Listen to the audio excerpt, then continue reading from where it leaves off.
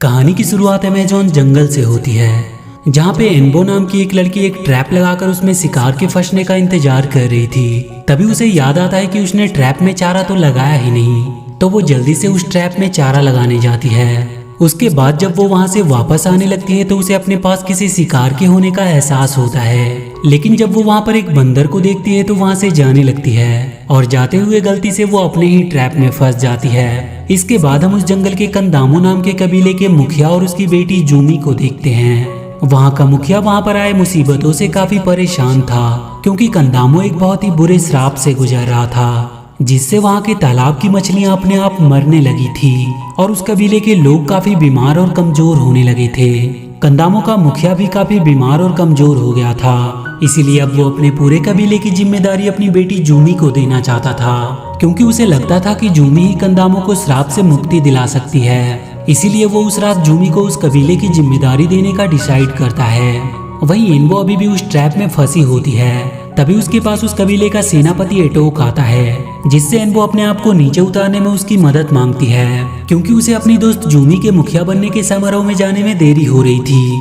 लेकिन एटोक उसे नीचे उतारने से मना कर देता है और उससे कुछ दूर एक चाकू को रखकर वो एनबो से अपनी मदद खुद करने को कहता है और वो ये कहते हुए वहाँ से चला जाता है। एनबो उस चाकू को लेने की काफी कोशिश करती है, लेकिन वो उस तक पहुंच नहीं पाती। कुछ समय बीत जाने पर एनबो के पास वाका और डिलो नाम के दो रूहानी फरिश्ते आते हैं। वो जब उन दोनों को देखती है तो उसे लगता है कि वो कोई सपना देख रही है, लेकिन जब वो दोनों एनबो को उस ट्रैप से नीचे उतारते हैं तो उसे यकीन हो जाता है कि वो दोनों सच में उसके सामने हैं। इसके बाद वो तीनों जूमी के समारोह में जाते हैं। एनबो उन दोनों रूहानी फरिश्तों को समारोह से कुछ दूर ही रुकने को कहती है और वो उनसे कहती है कि मैं जब तुम्हें बुलाऊंगी तभी आना। इधर जूमी काफी उदास होती है, क्योंकि इतने खास दिन पर भी उसकी सबसे अच्छी दोस्त उसके साथ नहीं थी। जूमी को कंदामो के मुखिया का हार पहनाकर वहाँ की जिम्मेदारी सौंप दी जाती है और थोड़ी ही देर में वहाँ पर एनबो भी पहुँच जाती है, जिसे देखकर जूमी काफी खुश होती है और थोड़ी नाराज भी होती है, क्योंकि उसने आने में आज काफी देर कर दी थी। एनबो जूमी को खुश करने के लिए उससे कहती है कि मैंने तुम्हारे लिए एक तोहफा लाया है। वो रूहानी फरिश्ते जो इस कबीले के श्राप के कारण जंगल से गायब हो गए थे,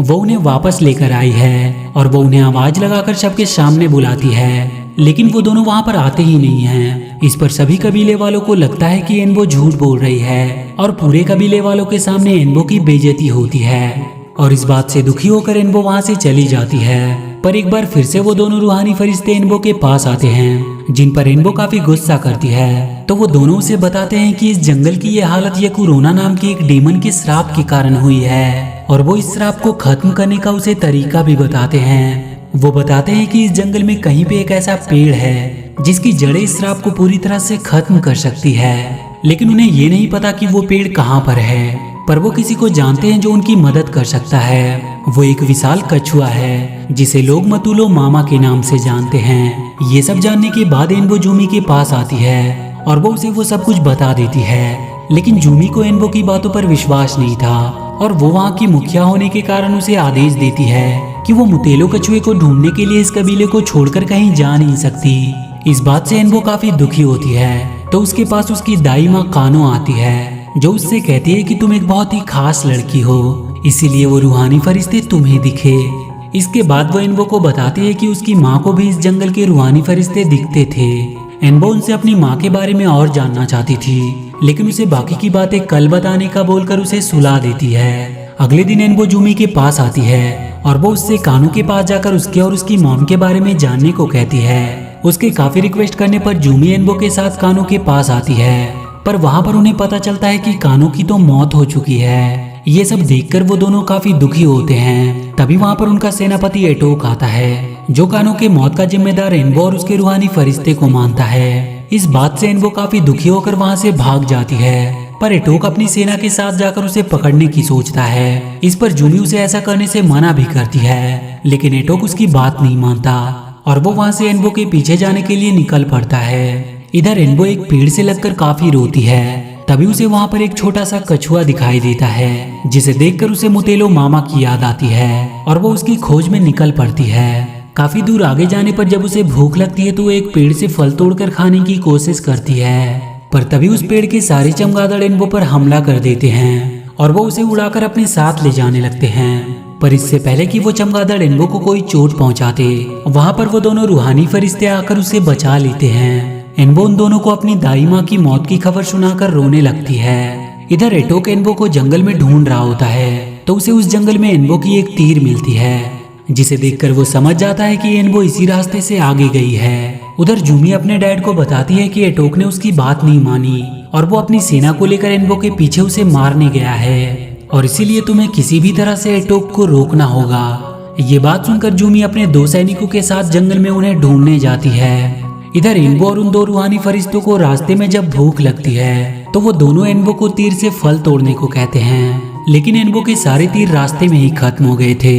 इसीलिए डीलो उसे एक घास की तीर देता है, जिसे देखकर एनबो कहती है कि इससे कोई फल कैसे टूट सकती है। तो डीलो उसी तीर से वहाँ के फल को गिरा कर दिखाता है, और वो उससे कहता है कि हमें हमेशा अपने आप पर भरोसा होना चाहिए, क्योंकि भरोसे के बल पर हम किसी भी काम को बहुत आसानी से कर सकते हैं। फल खाने के बाद वो तीनों ग्रेट रिवर की ओर निकल पड़ते हैं, और कुछ देर आगे बढ़ने के बाद उन्हें जंगल से निकलता हुआ धुआं दिखाई देता है, और असल में वो कोई धुआं नहीं बल्कि डीमन याकुरोना होता है, जिसे देखकर वो तीनों भागने लगते हैं। वहीं एनबो देखती है कि कुछ आदमी जंगल में खुदाई कर रहे हैं, जहाँ पे काफी पॉल्यूशन होता है, और तभी एनबो की नजर एक आदमी पर जाती है जो कि उस डीमन याकुरोना के वश में था। और जब एनबो उस आदमी से नजरें मिलाती है तो वो भी उसके वश में होने लगती है, लेकिन तभी वाका और डीलो एनबो को लेकर वहाँ से भागने लगते हैं। वो डीमन याकुरोना उनका पीछा करता है, तो वो तीनों अपनी जान बचाने के लिए एक नदी में कूद जाते हैं। थोड़ी देर बाद एनबो जब नदी में अपना मुंह धोने लगती है, तो कोई पीछे से आकर उसे पकड़कर वहाँ से ले जाता है।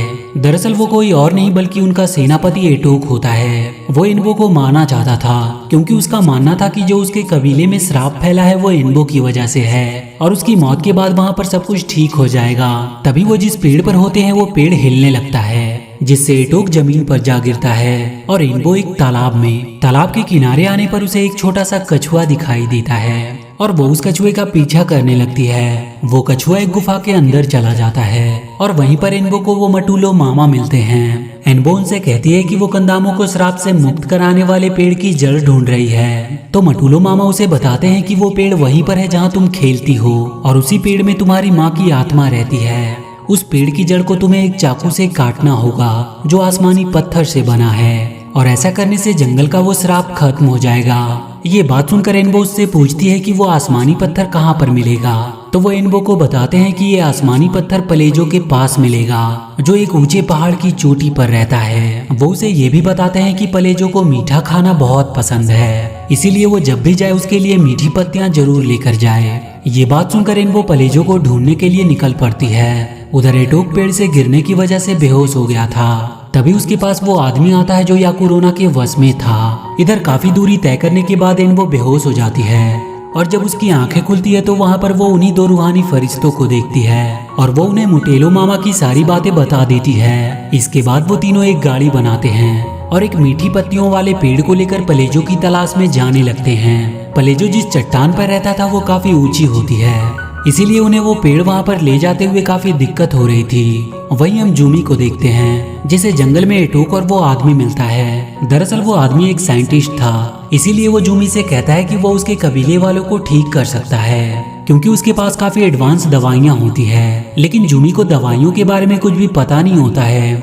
वो उसके लोगों को ठीक करने के बदले में जूमी से सोने की मांग करता है। तो जूमी इसके लिए तैयार हो जाती है, क्योंकि वो किसी भी तरह अपने लोगों को ठीक करना चाहती थी। इसके बाद वो सभी कंदामो वापस जाने लगते हैं। इधर एनबो और वो 2 रूहानी फरिश्ते किसी तरह बहुत सारी मुश्किलों का सामना करते हुए उस पेड़ को लेकर पलेजो के पास पहुंचते हैं। एनबो पलेजो के पास जाकर उससे कहती है कि उसे मुटेलो मामा ने भेजा है, और वो उससे वहाँ पर आसमानी पत्थर लेने आई है।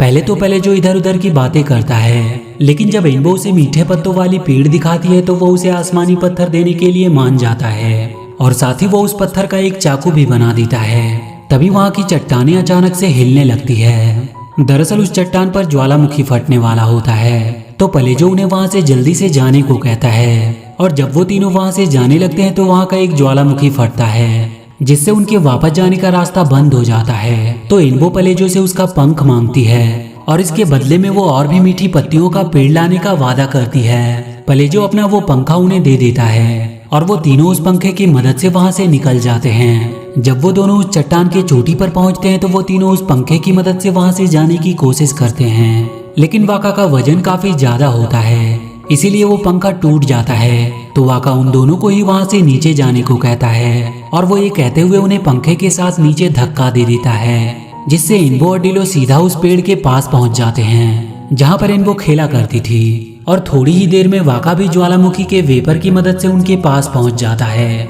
इसके बाद वो तीनों पेड़ के पास जाते हैं जहां इन्बो उस पेड़ की जड़ को उस आसमानी पत्थर की चाकू से काटने जाती है, पर तभी वहां पर जूमी आ जाती है जो इन्बो से कहती है कि अब इसकी कोई जरूरत नहीं, क्योंकि एक आदमी ने उसके डैड को ठीक कर दिया है और अब वो पूरे कबीले वालों को ठीक कर देगा। इन्बो जूमी के साथ जाती है और जब वो उस आदमी से मिलती है तो वो काफी डर जाती है और वो जल्दी से भागकर घर के बाहर आ जाती है। जूमी जब इन्बो से पूछती है कि क्या हुआ तो इन्बो उसे बताती है कि वो आदमी एक डीमन है, लेकिन जूमी उसकी बातों पर विश्वास नहीं करती क्योंकि कभी भी उसे इन्बो की बातों पर विश्वास ही नहीं था। इधर एटोक जब उस साइंटिस्ट को देखता है तो उसे भी उसकी असलियत के बारे में पता चल जाता है और वो भागता हुआ इन्बो के पास आता है जो उसी पेड़ के नीचे बैठी थी। इसके बाद वो अपने किए की इन्बो से माफी मांगता है क्योंकि उसे पता चल गया था कि इन्बो सब कुछ सही करना चाह रही थी। और इसके बाद वो दोनों उस चाकू से उस पेड़ की जड़ को काटते हैं। पेड़ के कटने के बाद उसमें से इन्बो की मॉम निकलती है जिससे मिलकर इन्बो काफी खुश होती है।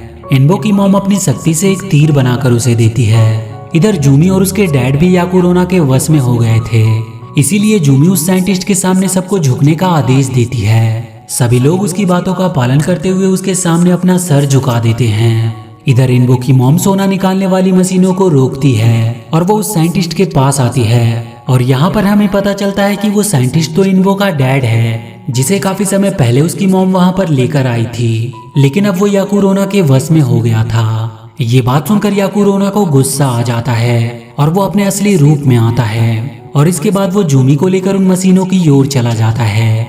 ये देखकर वो सभी जूमी को बचाने के लिए याकुरोना के पीछे जाते हैं और इसके बाद इन्बो जूमी को बचाने के लिए याकुरोना को जादुई तीर से मारने की कोशिश करती है, लेकिन वो उसे अपना डैड समझकर वो तीर चला नहीं पाती।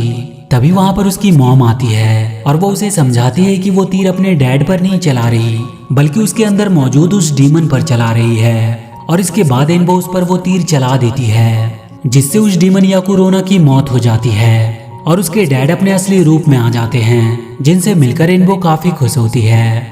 इसके बाद इन्बो के मॉम और डैड उसी पेड़ के अंदर समा जाते हैं और उसके बाद से पूरे कंदामों में खुशहाली छा जाती है। और इसी के साथ ये मूवी यहीं पर खत्म हो जाती है। तो वीडियो अगर अच्छी लगी हो तो please do like and share the video and please subscribe to my channel and press that bell icon.